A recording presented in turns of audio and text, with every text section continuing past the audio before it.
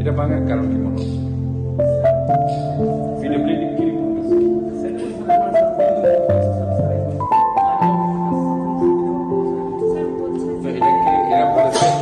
এটাকে যদি তারা রিকনস্ট্রাকশন করে সোফার এটা করা সম্ভব? স্যার আমি একটু বলি, বলছেন যে এই বিল্ডিংটা লোড বেশি হয়েছে, লোড বিয়ারিং ক্যাপাসিটিটা হারাচ্ছে। এটা তো বেশি বড় বিল্ডিং না, তিনতলার বেশি বড়।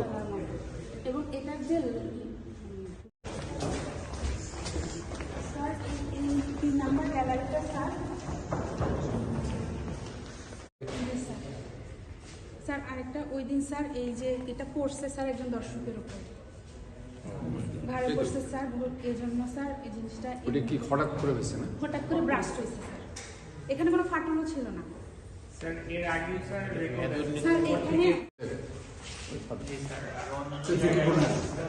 এই বিবেচনা স্যার নিস্তার ঢাকাটা আমরা করতেছি। আস্তে আস্তে